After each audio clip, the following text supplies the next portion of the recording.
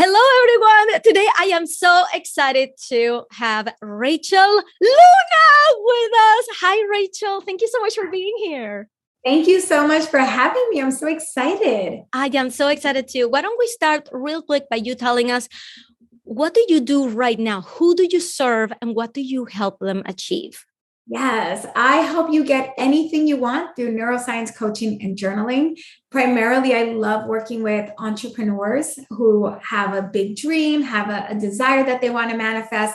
And I help you through coaching around your negative beliefs, your mindset. And then we use journaling as a powerful way to help you get more clarity and breakthrough.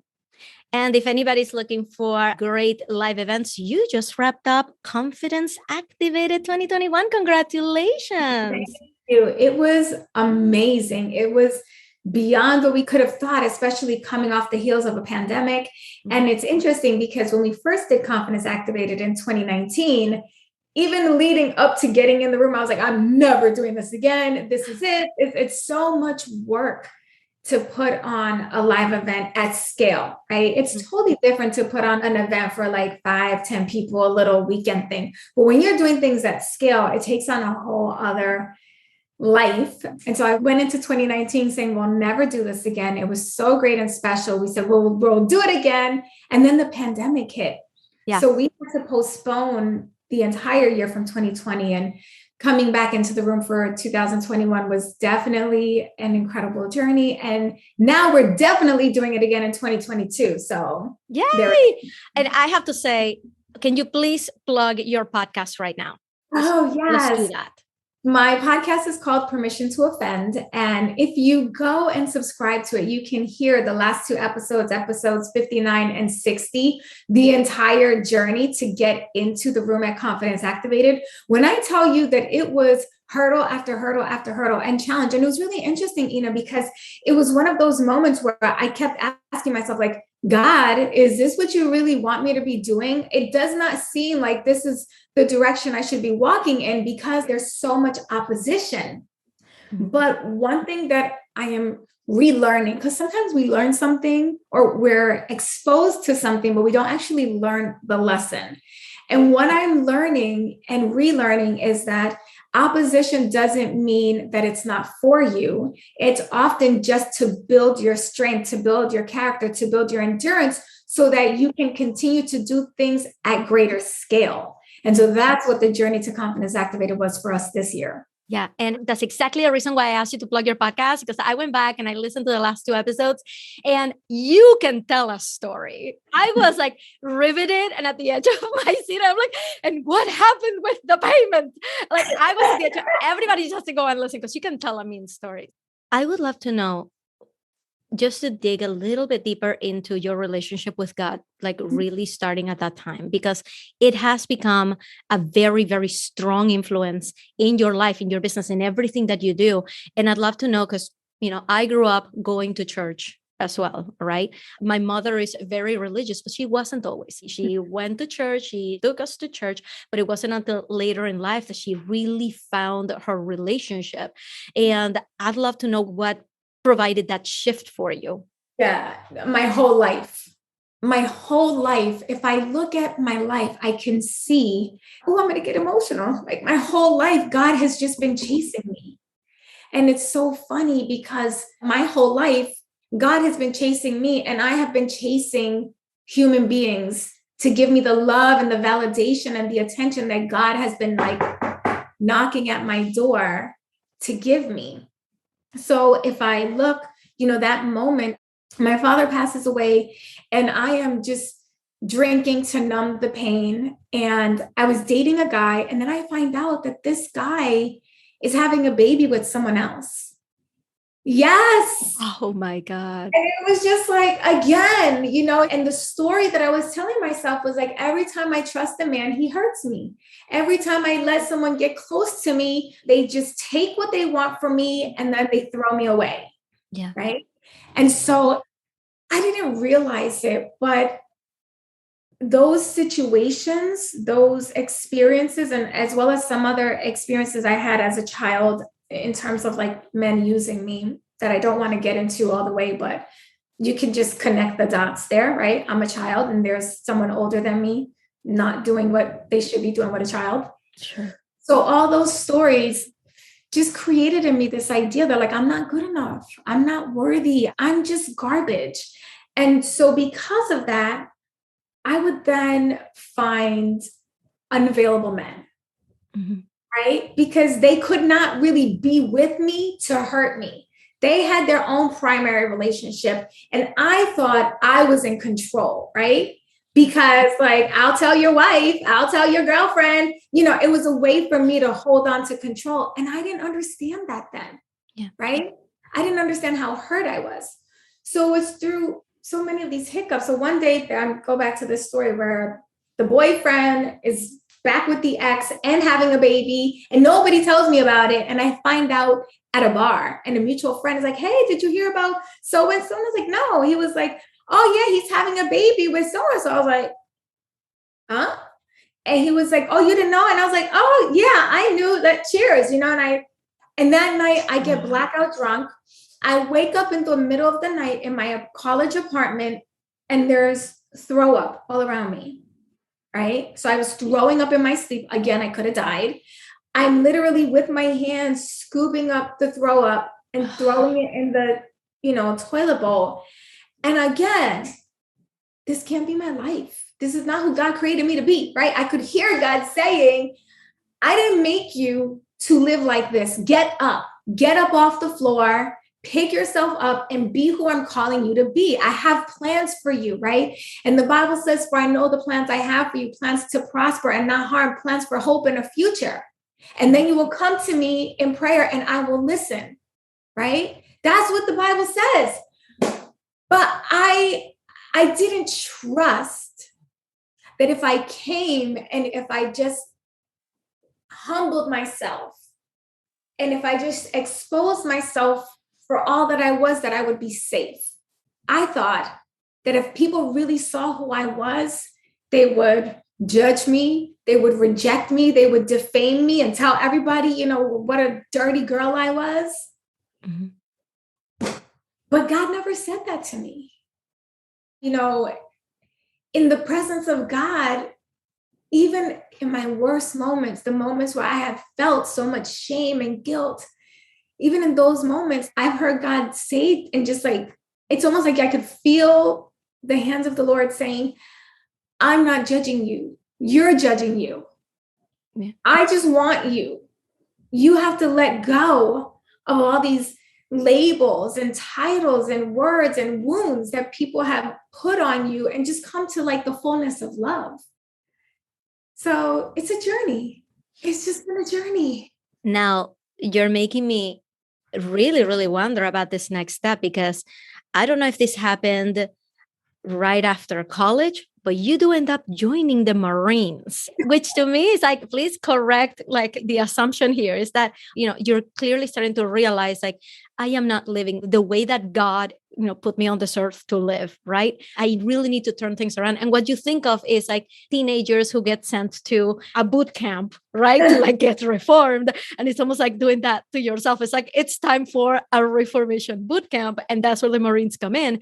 But please correct me if I'm wrong. Where does that come into your story and how did it fit? Okay. So you have to go back.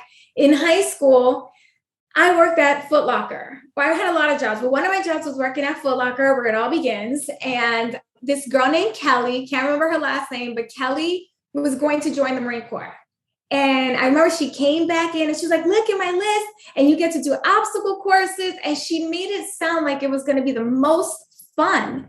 And I was like, I want to be a Marine too, right? So here's the other thing, Ina. I wasn't sure of my identity, right? Mm-hmm. My whole life, I had no idea who I was. Mm-hmm. And I was trying on all the things to see like, well, maybe I'm a clerk at Foot Locker. I worked at a bagel shop. Maybe I'm a bagel maker. Maybe I'm a Marine. I didn't know who I was. Yeah. So I go home and I'm like, Mommy, I want to be a Marine. But at the time, I was only like 16, about to turn 17. And you have to sign. Your parents have to sign for you. You can't just be 17 and join. My stepfather, like they had just recently got married. My stepfather was an Army veteran. So he was all for it. And my mom says to me, no, if you go to college, I will give you a trip to France. Now, at the time, I was learning how to speak French. So I was like, okay. She never gave me that trip to France, by the way. I joined the Marine Corps and the Marine Corps took me to France. Whoa. Full circle. So I still had this idea that I wanted to be a Marine, but I made a promise to my mom that I would go to college because she made a promise to my biological mother that I would go to college, right? So it was like this promise that was put on me from when I was a baby that I had to follow through. So I'm in college my freshman year, and my friend Casey is dating this guy named Miguel, and Miguel was in the Marine Corps. And I was like, how are you in the Marine Corps and in college? And he's like, yeah, it's the reserve program. You can go to boot camp, then go to college, and then go to like all the things. So I was like, sign me up for the reserves. I call my mom and I'm like, I'm joining the Marine Corps. Don't worry, I'm still going to school, yada, yada, yada. I walk into the recruiter's office, and I always say I was the recruiter's dream because I said, I want to sign up. Where do I sign? Yep. And I was going to take a semester off of college to go do this. I signed all the papers, and remember, my dad is still alive. My dad lived a long time. And I get this phone call, and my dad is in the hospital.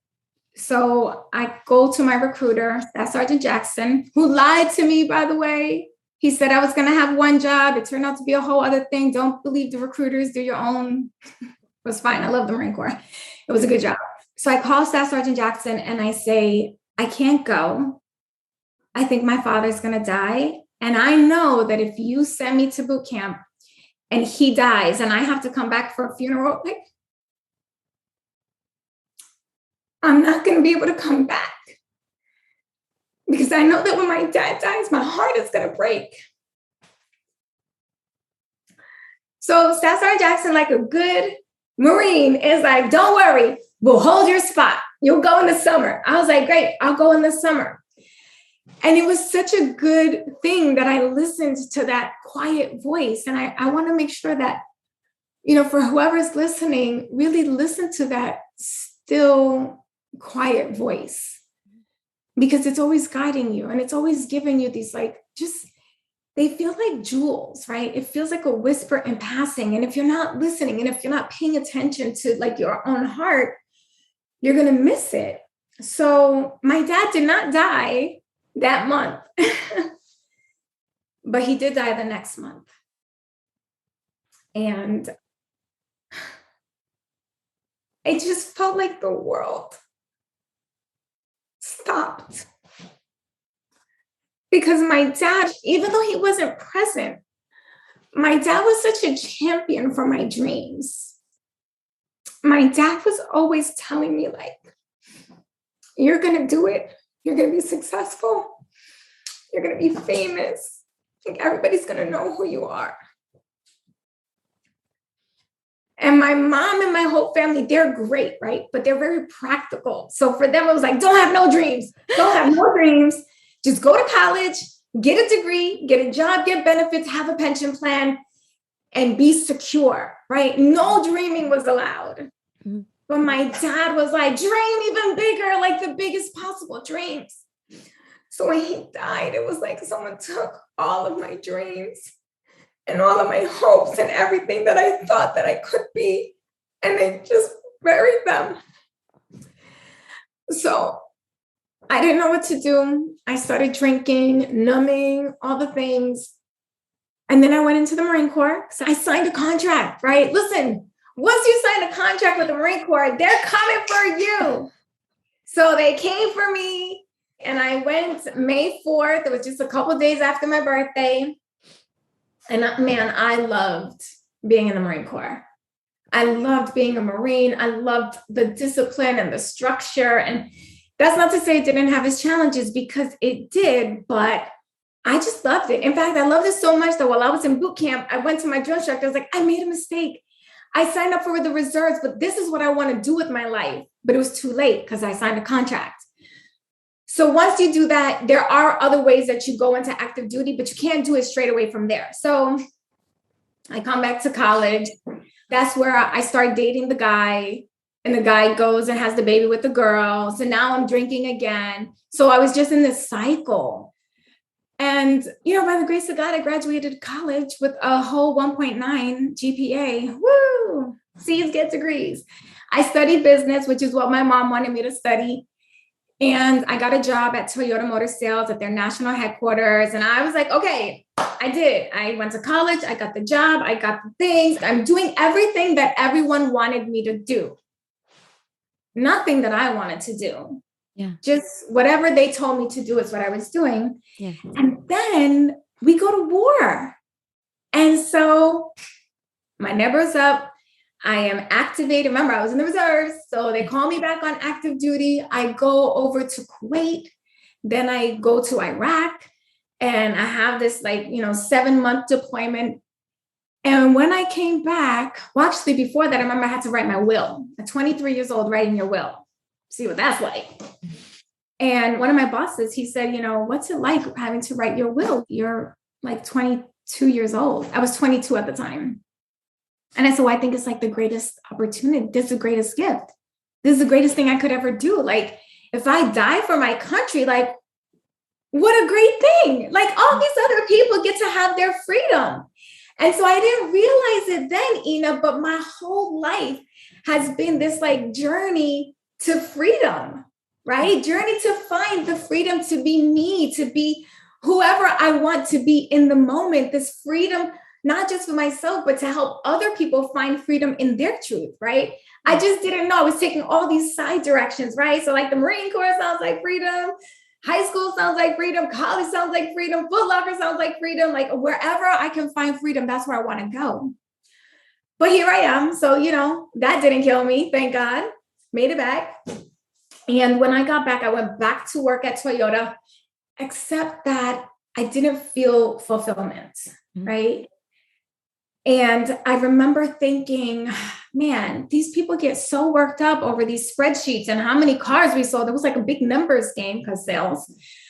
And people are out there dying in the world. Yeah. And I want to do something. I said, I almost died out there, right? I mean, I didn't almost. I was fine. The one time I was in it was fine. I didn't almost die. But that's how I thought, right? I could have died. I was in a war zone. I could have died out there. And I can't die with the dreams inside of me. Yeah. I got to go pursue that. So I call my mom and I'm like, Mommy, I have to quit. I'm going to go back into the Marine Corps. This place, my dreams are dying here. My dreams are dying. So I call, get this job with the Marine Corps. I quit my safety job. I moved to New York. And as soon as I get there, I was going to work at a reserve unit. They call me and they're like, we gave your job to 2 lance corporals. Because at the time I was a sergeant, right? Mm-hmm. So the salary for 1 sergeant is the same as 2. So they could get 2 people for the price of 1. So they tanked my job, took my orders. Now I'm in New York City. I have no job. I was like, you got to be kidding me, God. What is happening? My sister gets me a job at Goldman Sachs. It's the easiest job I ever had. I loved it. I did a lot of expense reports and watching TV.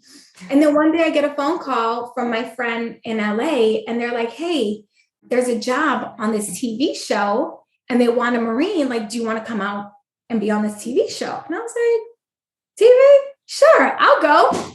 I go to my boss. I'm like, hey, I need a leave of absence for 2 weeks. And she's like, I can't give it to you. I said, if you don't give me a leave of absence, today's my last day. Come work with me. She's like, I can't do it. I said, well, today's my last day. Boom. Here's my ID, whatever. I go home. I tell my mom, Mommy, I got a job on this TV show. I got to go. It's Monday, by the way. I'm leaving Wednesday. I don't know when I'll be back. And I never came back. I never went back to my mom's house. Where was the job? Where were you relocating to? To Los Angeles. Oh. To LA to be on this TV show that it got picked up for 1 season. It was canceled mid-season, whatever. And so somehow I ended up back on active duty in the Marine Corps. And then I met my husband. And throughout that journey, I was working at the hospital in Germany. And by the way, the war is still happening. Remember, like all of this is in a 2-3 year time frame. The war is still happening. And I am now assigned on active duty to the hospital and Landstuhl Regional Medical Center in Stuttgart, Germany. Yeah. And I'm watching these kids, really kids, 17, 18-year-old children coming in, their faces literally burned off. One of my patients, his whole face was so completely burned that I remember one time, and his whole body, right? His hands were burned. And when you are burned, when the skin is like healing and regenerating, it itches horribly. And so his nose was itching and he went like that and the skin just like fell off of his face. I had another patient, Lance Corporal Bly, I'll never forget him. This kid's jaw was wired shut. Every single bone in his body practically had been broken and he couldn't talk. But I would sit with that kid for hours and somehow we would communicate. I don't know, only God, right? I had another patient who lost his legs and part of his penis. A 6-foot tall boy reduced to just, half of a body. And seeing all of this, again, it just like stirred up this thing of like, people can't die with their passion inside of them. Like we can't just be dying in vain. Yeah. And I knew I wanted to do something different. So I started looking into being a life coach. Don't ask me why. It was just... Did you see somebody else do it? Years before, I had seen a TV show called Starting Over. And they had a life coach. And I was like, what a cool job. But I was like 20, 19, if that, what would I be a life coach, right? Yeah. So I waited until I had a few years behind me. And actually, no, I lied. Something did happen before that. So I had already known about life coaching. At this time, I'm in Germany. I remember I told you I was in Iraq that first time. Right. So I met a guy while I was there. And when I met the guy, he told me he was married. And I was like, well, back up off me, sir. Because I don't want nothing to do with no married man. Good for you. Get out of here, right? Mind you, he wasn't even my type. Like he wasn't cute, nothing. Mm-hmm. I mean, he's cute in his way, but he wasn't my type, right? Yeah. But this guy took such good care of me, right? Even while we were both in Iraq, he would send me care packages from wherever he was. And by the way, like, it's a big deal to get any kind of like treats, or he would send me these like MRE heaters so that my food wouldn't be cold. Like he was really taking care of me.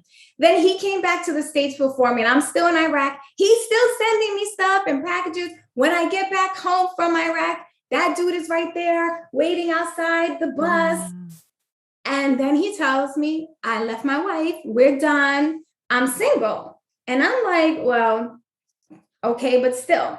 So I call my mom and I'm like, Mommy, this guy is like really pursuing me. And she was like, well, why don't you give him a chance? I was like, I don't know. Like, I want to, but I don't want to. My mom was like, well, just give him a chance, right? So I start dating him because he's single. I get the opportunity, remember I said, to go to Germany with the Marine Corps, right? Because we're both Marines. He says to me, go to Germany because it's a great experience. And I don't want you to say that you didn't take an experience because of me. I'll be here when you get back. So I'm like, great. I'm off to Germany. I'm living my best life. We're talking on the phone. We're making all these plans. He's supposed to come meet me in Puerto Rico for Christmas. Okay. 2 days before, we're on the phone and I hear a woman in the background. And I'm like, oh, who's that? And he's like, oh, that's my brother. He's driving the other car behind me, yada, yada, yada. But remember, I told you, do not discount that small, quiet voice in your head that tells you something ain't right. Remember, I was in the Marine Corps. I look up all of his stats, something I had never thought to do, but I did. He was still married. So I had some friends do some sleuthy things. I find another phone number registered in his name. I call the number. It's his wife. So I'm like, listen, I'm just telling you right now, we've been together on and off for 3 years. We're supposed to meet in Puerto Rico in 2 days. And I don't want nothing to do with him, but I just want you to know who you're married to. Wow. No, because, no. Actually, I left her that message after. First, I had my friend call him, ask for him. His wife picked up. So then she said, well, hold on. And then the wife says, baby, it's una tal Sophie, because that was the name that she gave, like a so-and-so named Sophie. So he gets on the phone. He's like, hello. And then I'm on the phone. I'm like, así yo te quería coger. Así. And I was like, that's exactly how I want to catch you. Hung up the phone. I call her back. I tell her, you know, who you married to. I call him back. He doesn't answer the phone. So then I'm like, I hope your plane falls in the ground. I hope you die on your way to Puerto Rico. I hate you. You know, just all the things. And then I drank like an entire bottle of Belvedere. I wake up the next morning. She calls me. The wife calls me. And she's like, I know who you are. You do? She says, yeah, you're my husband's best friend. He talks about you all the time. Your parents had AIDS. You suffer from depression. You had an eating disorder. This woman knew my whole life story. And she says, he calls you la prima, the cousin. And I know that he goes and visits you. What? Like at that point, it's like, woman, I just can't help you, man. I was lost. So I say to her, and I'm like, yes, that is me. Yeah, we are best friends, but no, I'm not his cousin. Like, now it's interestingly because I think we had only ever actually had sex like once or twice because I was like, I can't sleep with you until I see a divorce paper. Yeah. Right. Yeah. Like, I know you say you're separated. She tells me, no, they're happily married. She says to me, I've been living the most beautiful fairy tale of my life. Wow. I was like, God, help me. So that was a big mess. And then right around that time, I was overweight. And my boss in the Marine Corps was like, you're overweight and it's affecting what I think of you and your score and yada, yada, yada. So it was a mess. So I hired a life coach. I was also in debt. I was $40,000 in debt. It was like a mess. It was a perfect storm of mess. I hired a life coach and I was like, I just need to get my life together because I can't keep staying in this circle. Now, in full disclosure, I do have to tell you that I didn't talk to the guy for 6 months. I did see him in Puerto Rico. By the way, like she and I are talking the whole time. Yeah. I see him in Puerto Rico because I need closure. And I was like, did you even love me? You know what he said? He said, I did until you pulled that stunt. And you never loved me. Excuse me? You never loved me if you did, but because I pulled the stunt of telling your wife that you're cheating on both of us, get out of here. So that was devastating. I don't talk to the man for 6 months. I am not proud, but I think that one of the things that I really rest my character on now is being honest about all the parts of myself, right? Yeah. And telling the full parts of the story that I can tell. Because, you know, you can't tell every story if other people are involved and they don't want that out. But I don't owe this man no loyalty. But I got back together with him, even though I knew he was still with his wife. Remember, Ina didn't have any kind of self-esteem. Yeah. Right? Yeah. And this was the one guy that, like, he took such good care of me. He was the one constant guy. Like, he never left. I left him, right? And I'm not making excuses for myself because it was horrible. And trust me, things have come back to me. So me and my karmic debt are good. We're complete. But I do want to tell the story because I don't want anyone to hear this thinking that, oh, I was this big victim. No, I played a role. And the negative things that have happened to me were because I didn't trust that I was good enough. I didn't trust that I was good enough to be single. I didn't trust that I was good enough to just be on my own. But then she found out and she told us both about ourselves. And it's just, yeah. So that was the end of that. And then you started talking about when you decided to get into the life coaching. And then this story sparked up. Because of that. Because again, that was the origin. Bullshitness that I had been in before. And I didn't want to live my life that way. Yeah. So it was a perfect storm, right? I had this experience. I'm watching these kids get blown up. I'm thinking that there's got to be more to life. I hire my own coach to help me get it together. And she says, wow, you've overcome so much. You should be a life coach. And I was like, nobody's going to listen to me. My life is a mess. And she said, well, your life isn't always going to be a mess. And when you get it together, people are going to want to know how you did it. So you should go study. I started studying to be a life coach. I meet my husband. We have a baby. We get married. I leave the Marine Corps, and then I went all the way into life coaching. And here we are 10 years later. Now, let me ask you something that may or may not make it into this, but I feel like I need to talk to you again just about the coaching, because like this was the journey. This is what the New York Times is going to want to know about all the dirt. And I'm like, we didn't talk about life coaching, and I want to get you out of here on time. Yeah, let's do part 2. How would you feel about doing a part 2 with me? Yeah, let's do part 2. In the meantime, you have clearly overcome a lot. And it's not just like in the physical world, in things that being thrown at you, but just overcoming so much internally of that self-worth. And there's a lot of people listening who have just a complex and just a complicated upbringing as you did. And they're hearing you and they see where you are, the successful woman that you are, right? And I want you, if you can, like on the spot, just give me 1 and 2 things that you feel that person who's going through that right now, who has big dreams for their life, what do you think are the most important things that they need to know, to be aware of? Like, what is your message for them? Just 2 things that they can walk away with to get them out of this destructive cycle and get them to actually live their life. Yes. Well, the first would be that you have to give yourself permission to offend.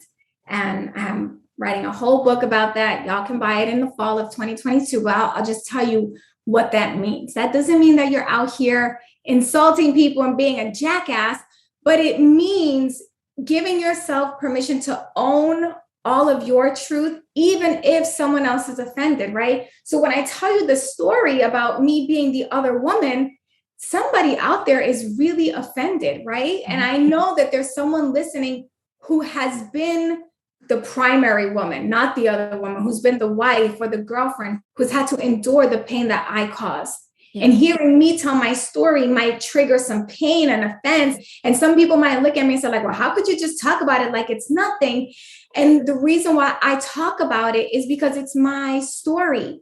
And I have to give myself permission to tell my story freely, even at the risk of offending you, because I know that there's someone out there like me who was wounded and hurt and abused, who was looking for love in all the wrong places and who may have done the same things. And she's holding on to that shame and she's holding on to that guilt and that burden. And she needs to see the example that who you were is not who you always have to be. You don't have to be that girl.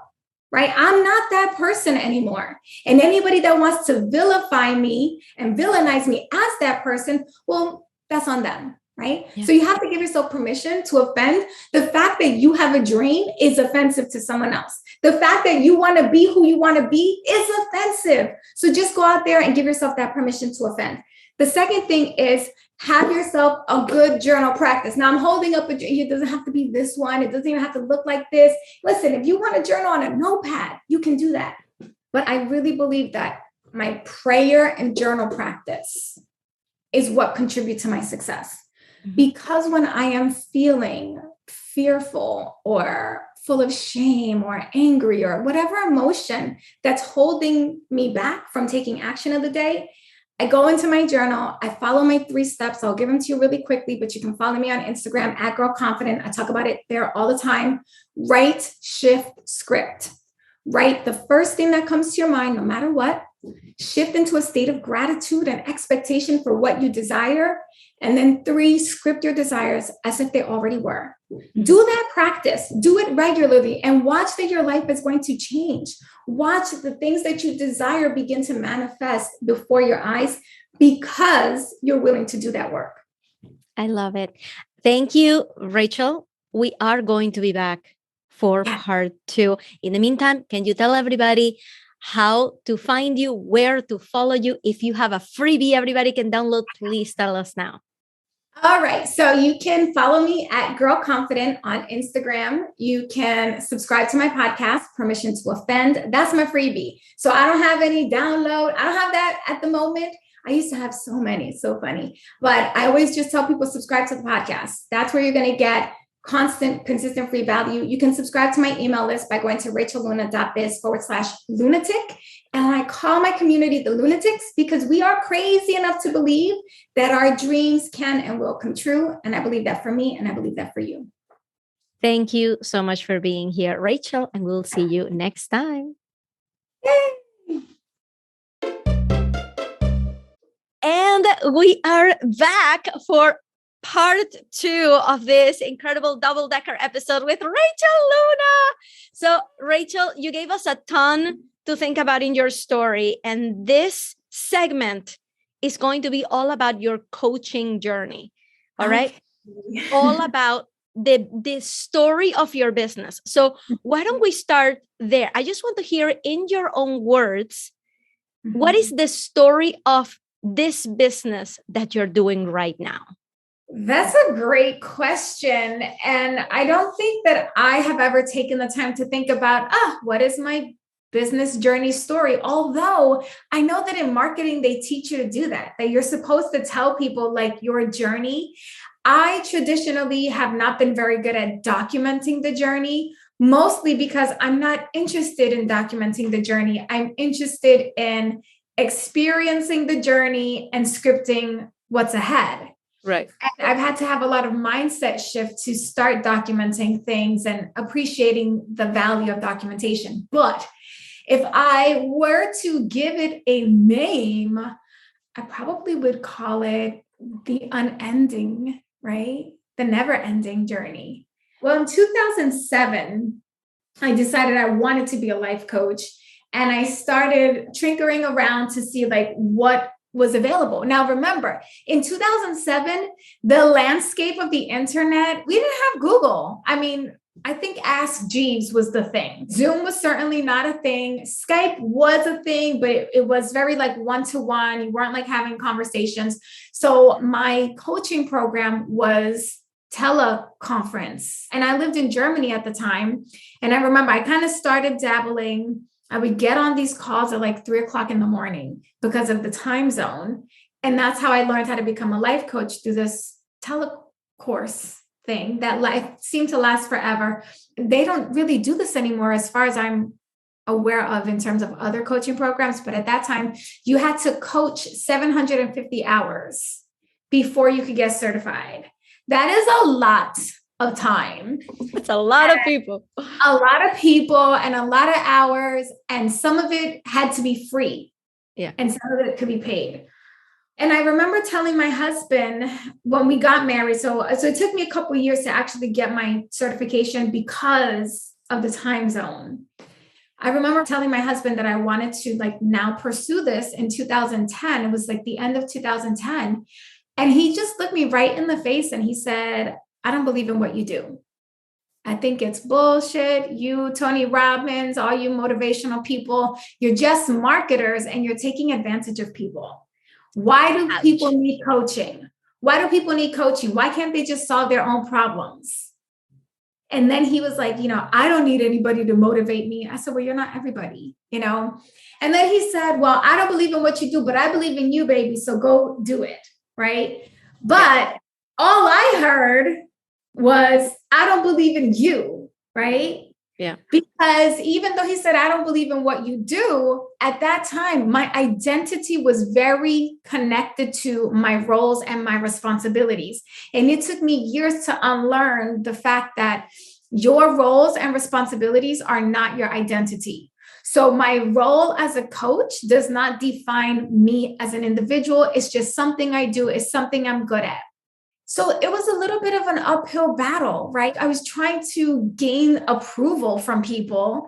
And remember, in 2010, 2011, life coaching is a joke, okay? You are the butt of the joke for like the first 5 to 7 years of really being a coach online.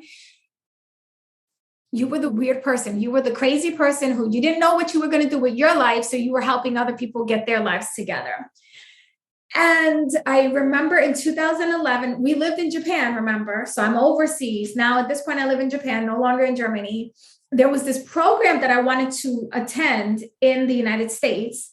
And there was another program that I wanted to purchase, an online course. And all of this was like thousands and thousands of dollars. And I had one credit card. At the time, I had really bad credit, or I was rebuilding my credit, I should say. So one credit card, the program was $2,000 and I only had $1,000 credit limit. And I used it to pay the first installment. And I remember thinking like, I better make my money back because I'm not gonna be able to pay for the credit card. But here's the thing. It's something that I've really tried to work on over the years, is that when you invest in a program, put it to use right away. Try to get your money back within the first 30 to 60 days. And a lot of times we look at these programs to be the answer, and they're not the answer, they're the guide. Right? It's the roadmap. The answer's in you. The authenticity is the creativity, the secret sauce, the special gift is you. And every program, every coach that you hire is just someone who's helping you tap in more into you. So I did that. And then I just felt like I was getting traction. And then someone said to me, you need to stop talking about God so much. You talk about Jesus too much, and you're going to alienate people. And now the woman who said that is still a good friend of mine to this day. She was further along in her business, or so I thought, because she was more tech savvy. So I said, but I thought that you're supposed to alienate people because that way I'm attracting the right people. She's like, yeah, but you don't want to offend people. And I was like, but I don't think I'm offending people because this is just who I am. Nevertheless, I am coachable. That is one thing. I'm very coachable. So I said, okay, well, I'm going to do what she says. And for anybody listening, man, there are going to be times when a coach that you trust and admire, a mentor, is going to give you advice. If there's something in your heart and soul that just feels like, this isn't right, trust that. Trust that. We've got to learn how to trust ourselves. But I didn't at that time. So I take every trace of God off of my website. I don't talk about Jesus. Like, I'm worshiping in silent and, behind closed doors. And for some reason, I now hear the scripture, if you deny me in front of others, I will deny you in front of my Father. God, forgive me. So what happens? I end up getting a client who is a practicing witch. She does the pensive thing. I don't even know what they're called, but she's drawing stuff on the floor. And she was the loveliest person, just so you know. So this was no shade to her. She was super kind and sweet to me. But I remember that I always felt uneasy getting on the call because she'd always want to talk to me about these like witchcraft practices that I don't align with my values and my beliefs. And at one point I was like, I don't know what to do because she's nice, but this is not an aligned partnership. And I can't really be who I am in her presence. Now, of course, I didn't know then what I know now. I could have totally been in her presence. When we're so used to following everyone else's advice and opinions, we stop listening to ourselves. So after that experience, I said, I cannot do this anymore. I just have to be me. And if I lose money, I'm willing to lose money, but I cannot keep denying who I am. Because remember, at this time, I'm still living with the man who does not believe what I'm doing. So I don't get to talk much about my business at home. So all day long, I'm denying myself to everyone in my life. I reached out to my assistant. I said, I don't care how many people we lose. My whole website needs to scream who I am. And who I am is a lover of Christ. Who I am is a God girl. And if they don't like it, well, then that's okay. I'm not for everybody. Once I did that, sales went through the roof. Business explodes. Why? Because I'm just in my truth. I'm just being me. And right, there are people who are like, you're a Bible thumper, holy roller. Okay, whatever. That's fine. But the majority of the people are now saying, wow, thank you for being so bold about what you believe. Yeah. That's where I started to learn to start giving myself some permission to offend. There's a couple of things that have happened that I really want to zoom in. What happened? Yeah. One of them is, I don't remember if this was your very first client, but you started by offering something for $15 a month. Do you remember this? Can you tell us the story of how that came about, how that went, and what was the lesson after that? Well, remember, I was in this program where in order to get certified, I needed a certain amount of paid clients and I needed a certain amount of free clients, right? So I had just kind of gotten off of that. I didn't know what to charge because my life coaching program, the business training was like, here's your contracts and here's how you schedule them. And here's how you give them an assessment. That's it. Nothing like how you market, how you set your prices, none of that. So I reached out to a sorority sister of mine and I was like, come on, let me coach you. You know, what can you afford? And she was like, I got $15 a month. That's it. Because she was in a dire situation, right? She was living in a one room. She had a son. She was on welfare. There was a lot of things happening. And I was like, okay, come on, $15, girl. And I coached this woman every week for over an hour every single month. And then I was like texting her, I was emailing her, like there was so much support. When I broke it down, I think I was making like $1.35 an hour for the amount of time. And look, she fired me. She fired me. I helped her and she did get a job. That was what she was wanting my help with. And then she was like, well, I just can't keep up with it anymore. And I got a job, so I'm good.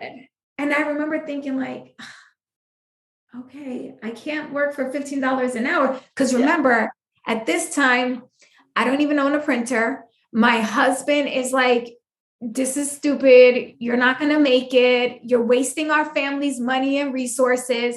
It's taking time away. You're not a good mother. But what I learned from that was who I did not want to work with. Mm-hmm. And I think sometimes, you know, we hear all these stories about like niche down, niche down, niche down, and you don't even know your niche.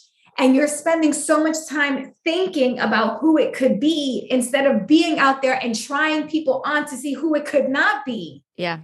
Right. So in that experience, I learned that number one, I could never again work for $15 a month, let alone a session. Like that wasn't going to happen. Right. And I started to figure out who I did want to work with, right? I had fulfillment for helping that young lady, and that was nice, but I didn't enjoy working with people who did not want to be entrepreneurs. Because when you're working with an entrepreneur, you can see the idea become a reality. Like they're creating something, and I'm very creative. Yeah.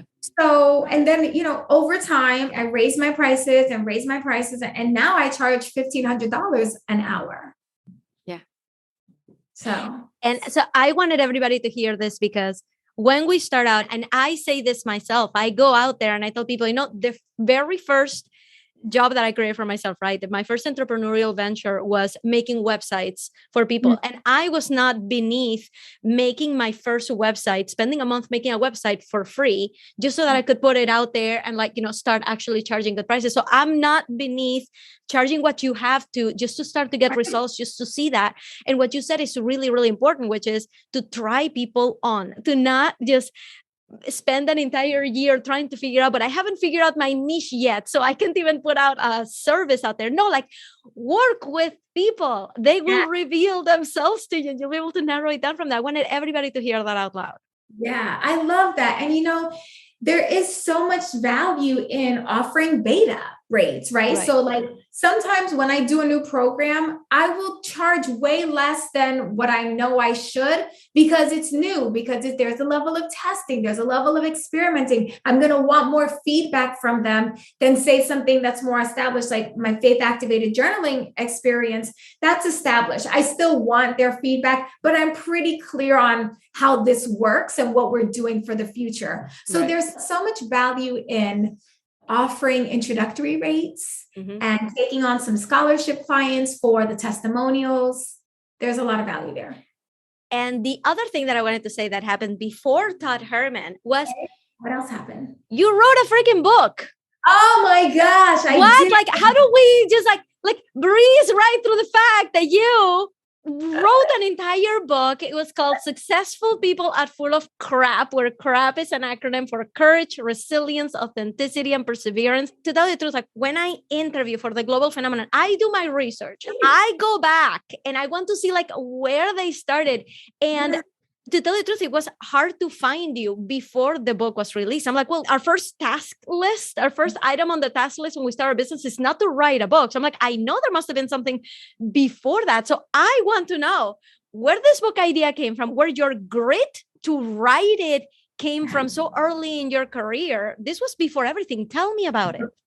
Oh my God. That was like the first thing I did was write a book. If I really think about it, that was the first thing. Even before creating a course, I wrote a book.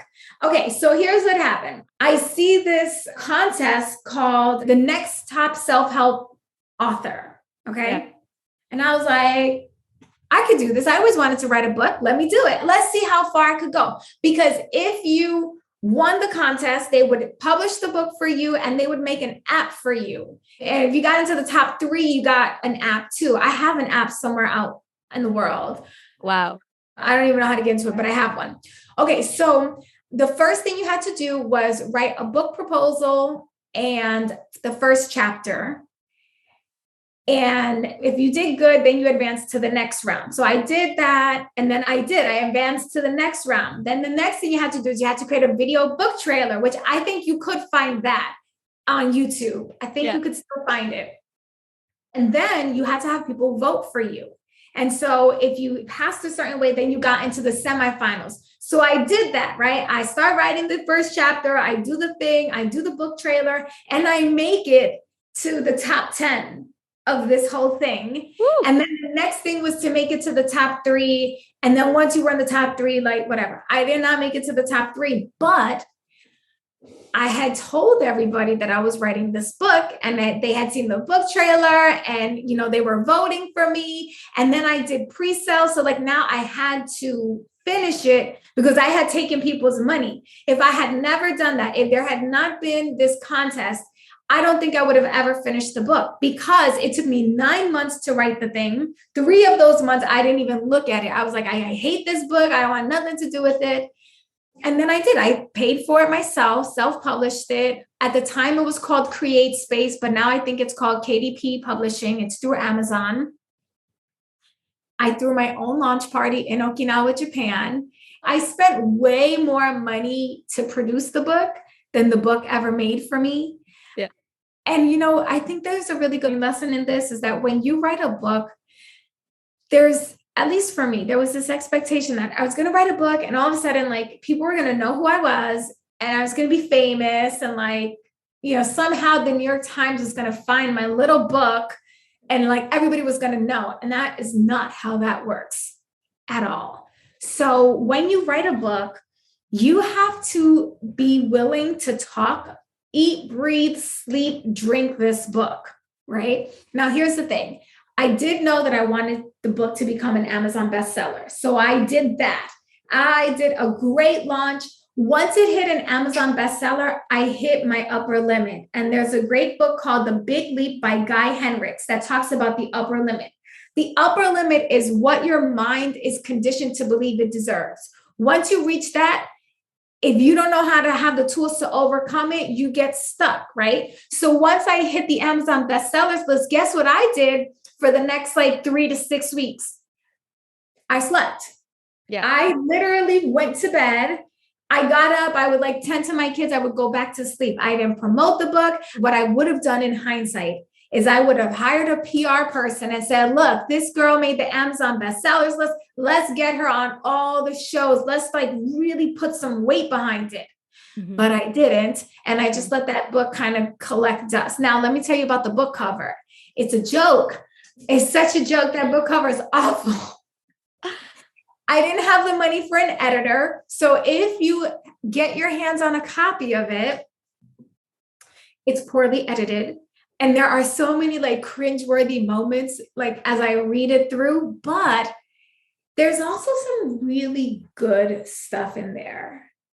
And I'm really proud that I put that book out there with all its cringeworthy factors, with its hideous book cover, with the typos. And, you know, I'm proud of it because it represents everything that that cover says you need to be successful. Mm-hmm. Courage, resilience, authenticity, and perseverance. Yeah. So what happens between 2015 and 2020 in your business story? Oh, God. Those 5 years were difficult. Those were the most difficult years of my adulthood. In 2015, I was getting a lot of traction and a lot of momentum. Like 2015, 2016, and everything was just taking off. Professionally, I was like doing so great. But personally, I was really, really struggling. I was struggling in my marriage. I was struggling as a mother. And there was a lot of dissonance. So dissonance is when you want two different things at the same time and those things oppose, right? So like I wanted my family, but I didn't want to be married. So that was a clash. I wanted to have a 7-figure business, but I didn't want the responsibility of a 7-figure business, right? So that's a clash. So there was a lot, I would say from 2015, 16, there was a lot of, I'm just going to keep showing up. I'm just going to keep doing what I know how to do. There was a lot of survival mode, really. Then 2017 and 2018, I separated. And that was liberating and challenging all at the same time. But that was a really great season for me personally, because I was able to see how truly independent I was and how successful my business had actually become. That I could still keep my team and pay for them and take care of me and pay for me, and I was sufficient. But I wish I could tell you like all these great things were happening and it was so easy. And truly, it just wasn't. It was a really hard season of my life. And I just kept showing up because I was committed to what I had set out to do, which was to build this business. In 2018, my husband and I got back together and we moved down here to Jacksonville, Florida. And that was like a rebirth. And that was a really sweet season for me the whole year. Bittersweet, I should say, bittersweet. Because at this time, I've also now decided that I want to have a live event. And this is where Permission to Offend actually is born in 2018, this idea of it being something where I want to like really plant my flag. That's right around the time that The Scandalous Christian is born, right? Because now I just want to say all the things and I don't care. I don't care that my husband is offended. I don't care that he does not understand me. If he wants to be with me, this is who I am, right? And I decide I'm going to put on this live event. Oh my gosh. That was like the best and worst idea ever, Ina. It was the best and worst idea ever because I'm a big time visionary, right? So like in my mind, when I think of a live event, where Cirque du Soleil is coming, right? Like people are going to be hanging off the chandeliers and the big band and the drum line is coming. Like that's the kind of vision that I have. Rotating stages and light shows. And fireworks and smoke machines, right? Listen, let me tell you how much all that costs, right? That vision right there, that's a $200,000 to $500,000 operation right then and there. And I'm thinking to myself, 500 people are going to come to this event and I'm going to do it and da, da, da, da. And if they can do it, I can do it. Here's the thing though. I was saying all the right things. They can do it, so I can do it. They're the example, so I know. But I didn't really believe that, right? There was still like this doubt in me, like, I don't know that I could sell $500 tickets, right? I don't know if people will come all the way to see me. And it was such a good lesson in developing your own confidence, recognizing that you by yourself are a good enough showpiece, if you will. So we sold 209 tickets, but to me, leading up until that day, it was a major failure. And I felt like we have failed the mission. And I walk into the ballroom, negative $30,000. Yeah. So now I'm like, I don't know what I'm going to do because I have 200 people coming and I'm $30,000 just walking into the room in debt. And I just hope that no one asks me for a refund because I had made the promise that if by the first lunch break of the first day, you didn't feel like you were getting your money's worth, you could go to the back and ask for a refund. And I meant it, but I was really scared that somebody was going to take me up on it. Thank God nobody did. It was great. It was the most incredible experience ever. So we're in 2019 now. And then 3 days later, I found a lump. Yeah. And that lump turned out to be breast cancer. Yeah. And that sent me on a whole other trajectory. And so if you look at my life, it's just this big roller coaster, right? Like as soon as you're high up, it's just like, whoosh, you know, that's what it feels like. Except that this time, when I got diagnosed with breast cancer, this time I decided I am going to look at this differently than I have looked at every single challenge and tribulation in my life. And I'm not going to look at it as something that I have to battle or fight against. I'm just going to look at it as this is something I am going through. This is something I'm traveling with. And this is an opportunity for me to just love myself more than I've ever, if ever was in a time to approach life with love, this is it. And that made all the difference. So when I get the news that the lump is cancerous, it's triple negative, it's the most aggressive cancer, it's multiplying at 93% a day. 93% a day. This thing is like got legs and it's running. So I don't recommend this to anybody, but I searched the hashtag breast cancer survivor on Instagram, looking for some hope. It's so depressing. It's like everybody's bald, everybody looks sick, most of them are dying. It's just like horrible. But there was this one woman and she looked so healthy and so strong, and she had these boxing gloves on. And I went to look for that post again, by the way, like when people start asking me to tell the story again, I could never find that exact post that I saw that day. But it said something like no chemo, no radiation. And so I said, this is the one.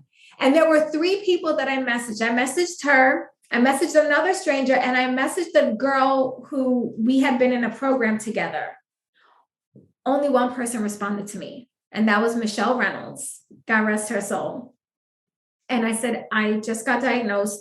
I see that you did too. Is there any place I can look online to see your story and your journey? Because like I totally respect when people ask me all the time, they like ask me all these questions. Now I have a resource. Now I just send them somewhere. And so I was thinking maybe she had a resource. She writes me back and she says, sis, right away, first time, sis, I'm praying for you. My story is here. Here's my phone number. Call me anytime. Stranger. Wow. We get on the phone. She tells me about this place in Mexico, about the Gerson therapy. And now I'm off to the races with this naturopathic approach. I tell my mother, I tell my husband, and then right away, I get a lot of feedback. And because I was getting so much feedback, and the doctors have a lot of opinions, and there's a lot of information that comes at you so fast, that I remember I said, I'm not saying anything to anyone until I know what I want to do. And I'm not saying anything on social media until I'm ready to hear everyone else's opinion, because they're going to give it to you whether you want it or not. So then I did rules of engagement, and I did a post and I said, this is what you're allowed to say to me. This is how you can support me. This is what I'm unavailable for. If you can't respect this, I'm totally fine with you unfollowing me. And I don't take it personally, because you're not going to come into my sanctuary of healing with your fear and your BS telling me I've done the research. Unless you've got an encouraging word or some really good science-backed research to disprove all of the things that I've done, I don't want to hear it. Right. So I want to be really, really mindful of your time, because you have been so generous of that. I feel I'm already starting to think like I'm going to have a Rachel every season to like touch base and see like how things are going. No, the book, Permission to Offend, which I got now traditionally published through Harper One, is coming out next year. So we'll have to come out for that. We'll have to do it. Do you have a release date? September 2022. Okay, we're doing this. Season 3, you're coming back to talk about that book. Yeah. You have been so generous, and everybody should just go and follow you at Girl Confident on Instagram, because they can see like all of your story. They can see all the things you've been doing. You've talked about your different health changes and like nutrition changes. So, Rachel Luna, what do you think is the biggest misconception that people have of you as a successful businesswoman? Oh, yes. That I am confident all the time and that I have it all together. I do not. No one does. Just little insider secret. I've been in this industry for a long time, and I've seen behind the scenes of many, I'm talking 7, 8-figure earning entrepreneurs. And from the outside, it looks so shiny, like they have it all together. They don't. And I know this because I've seen the back end. I've coached some of these people. No one has it all together. No one is confident every single day. The thing that separates someone who is successful and profitable and consistent is that they had the courage and the resilience to keep going, even when life came with some heavy hits. Just don't give up, guys. Just don't give up. Just keep going. You never hear about the quitters. You hear about the people who stuck with it, right? That's true. Final question. Yes. So everybody who's listening, they are online coaches or starting their online journey, right? In order to be prosperous, to make it, right? We would love to know if everybody who's listening had to do what you're about to tell them to do, and they have to do it in the next 24 hours, what should that thing be? Wow. Okay. That's such a fantastic question. I would say that the first thing you should do is grab a journal, because I'm such a proponent for journaling. You should grab a journal. It doesn't have to be this one, just one. And just write down everything that you do and do not want in your life. And the reason why I say do and do not want is because sometimes I say, like, write down the things you want. But some people have been beaten down so much emotionally, physically, mentally, they don't even know what they want. They couldn't even imagine. So if that's you, just write down all the things you don't want. I'm unavailable for whatever. And then from there, I would write down, wouldn't it be amazing if, and then just go to town. Wouldn't it be amazing if I met the, perfect business partner? Wouldn't it be amazing if I had a 10K month? Wouldn't it be amazing if I hit 7 figures? Wouldn't it be amazing if I got 1 million followers in the next year? Wouldn't it be amazing if I became a New York Times bestselling author? That one is for me, right? Like, wouldn't it be amazing? And just allow yourself to have that dream. And then finally, because, we're breaking it down over the next, what'd you say, 2 days? 24 hours. Next 24 hours. This is all we have. Yeah, this is all we have. And then from there, pick one of those wouldn't it be amazing ifs and work on that. And just commit yourself that that's the goal. And no matter what comes, what happens, you will continue to persevere towards that goal, no matter how many times you have to try. I love it. Thank you so much, Rachel. It's just been such a pleasure talking to you. I seriously could talk to you like all day long. And you can tell a mean story. Everybody needs to go and listen to her podcast. Please tell us, plug your podcast. Tell us if you have a freebie. How do we get more of you? Okay, go to Permission to Offend, the podcast. You can go to rachelluna.biz/podcast. That takes you to my podcast page. Permission to Offend is available where all podcasts are streamed. It's on Audible now, Spotify, all the places. And then you can learn more about my faith-activated journaling method, which I highly recommend for anyone, no matter what stage. I literally have people in my journaling program from still in a 9-to-5, figuring out what they want, to already making multiple 6 and 7 figures. There's no discrimination when it comes to journaling. So you can go to myfaithactivated.com and there'll be some stuff for you there. Wonderful. Rachel, Thank you so much for doing this. We're definitely having you back so you can tell us all the things. You've been so generous. Really, thank you so much. A pleasure.